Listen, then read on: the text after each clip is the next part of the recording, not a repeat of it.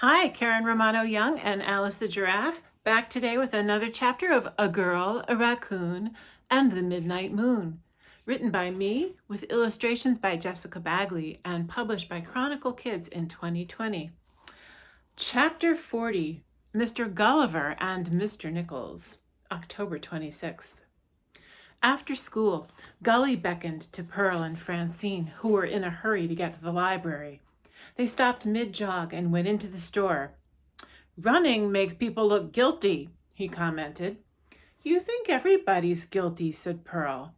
For a moment they stared each other down. But then Gully pulled a bright blue reading raccoon hat from under the counter. "Looky here. Anonymous donor. Actually, your homeless friend. Came in with an old credit card I never thought would work and bought a gross of caps. Wanted to make sure anybody who wanted a hat got one." "Don't call him gross." "No, a gross is a quantity. A gross means 144 caps," said Gully. "Mysterious guy, your friend. He had a job like that, you know." Gully tilted his head toward the library. "Like what?" "Contractor. Construction, architecture, like Mr. Dozer. Not that he was much good at it." That just sounded like trouble. Gully trying to create drama where there was none. Pearl's neck got hot. But also, she couldn't help being interested. Mr. Nichols had mentioned that he'd been an architect. Had Gully uncovered the story of the mysterious Mr. Nichols? "Don't know, do you?" He jerked his chin toward the truck. "I thought librarians were supposed to be the smart ones. But nobody over there picked up on the facts about that guy. He got a surprise when I mentioned it to him, let me tell you." "Thanks about the hat," said Pearl stiffly. What was the story? She couldn't ask. She couldn't afford to alienate Gully, not now that he was her hat supplier. Francine placed a handful of tiny plastic pumpkins on the counter, the kind Alice had been using as prizes for kindergarten readers. Pearl knew she was trying to make peace, that she could see Pearl was about to go up in smoke. "Curious, aren't you?" Gully said. "No," Francine said. She grabbed Pearl by the wrist and hauled her out the door. "Thank you for shopping at the Buck-a-Bye," Gully called after them. "Ask your old pal about his bird building." "Will you?" Francine asked Pearl, as soon as the door closed behind them.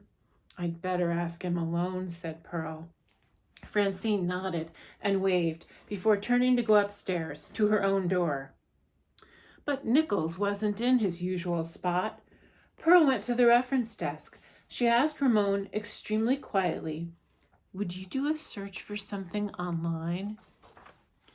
"Is it a secret?" Ramon clicked his computer awake. "What are your search terms?" he asked formally. "Nichols, birds, building, architect." She could have done it herself. No, actually, she couldn't have. She needed Ramon with her now. When the page finally loaded, he said, "Oh," as if he'd gotten bad news. "What?" She skimmed the words on the screen. "A wing collapsed," said Ramon. "A bird wing?" Ramon read some more. He said, "The William T. Quayle Birdcraft Museum, Hudson Cliffs, New York, somewhere upstate. A whole wing, a whole section of the museum. 4 years ago, Pearlie." A building collapse was front page news. It had even been on the front page of the Moon, even though the building was a smallish one far away. But they hadn't known Nichols then. "Construction weakness," Ramon read in a whisper. His eyes were grave. Dreadful. Pearl read 7 dead, plus 59 irreplaceable endangered bird specimens destroyed. Ramon put his finger on the name of the construction company. The company head, Christopher Nichols, could not be reached for comment. "This must be what Gully was talking about," said Pearl. "What does it mean?" Ramon held his thoughts for a moment, then answered, "No comment often means someone doesn't want to talk to the press. In this case, it looks like he may have been responsible for some kind of error in construction." Then he clicked again and said, "Yep." "What?" 3 months later, there was a tiny, inch-long follow-up story in the Moon about how the Birdcraft Museum had been demolished because of fears of structural weaknesses. And then Ramon pointed something out.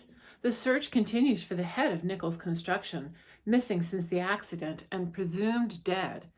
He added, I think the search probably still continues. Pearl hit the escape key to make the computer go back to the library's homepage. Do you mean they're still looking for him? Could be, said Ramon. What should I do?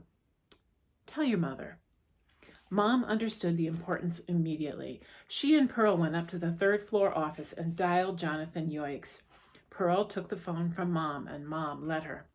Hello, this is Pearl Moran. Pearl, how's the library? Pearl imitated Mom's everything dandy's voice. Are you coming to our celebration on Halloween? What's better than a reheading on Halloween? He sounded suspiciously cheerful. She said, when is my unique New Yorker profile coming out? Oh, Pearl, he didn't bother being gentle. I think it's doubtful that it will. Why not? She was appalled at how small her voice sounded. Well, Unique New Yorker typically has an adult readership. So, demanded Pearl. Mom put a hand on her arm. You don't think adults are interested in libraries? It's just that most of your interview consisted of a not exactly realistic story. Predictable, said Pearl. My editor says our readership, Yoicks began. He stopped. He cleared his throat. He started over. Pearl, he said pointedly, how nice to hear from you. Is the head there yet? Will you do me a favor and let me know when it comes? It's coming on Halloween, said Pearl. Well, I hope that helps lift your spirits, said Yoicks, but he didn't know what could possibly lift his own after the rejection of his heartfelt story. Then Pearl asked him to look into another building with structural problems, the William T. Quayle Birdcraft Museum in Hudson Cliffs, New York. Ramon says you have one of those newspaper searching tools, she said. We're trying to find out what happens when a condemned building gets repurposed. Let me do a brief search and send you a few links. See you Halloween. Wear your best book costume, said Pearl. They hung up. Do you think he'll find out anything else about Mr. Nichols? Asked Pearl. Anything like what? Said Bruce, now in the doorway. Anything like, maybe he was responsible for a building collapsing, said Mom. Gully told me, said Pearl. Then Bruce said something very rude about Gully, something you could never print in a family newspaper. Bruce, said Mom. Well, said Bruce. A sidebar about profanity. It looks worse in text than it sounds in speech, and it seems to release the same emotion I release through growling. By M.A.M. Thanks for listening.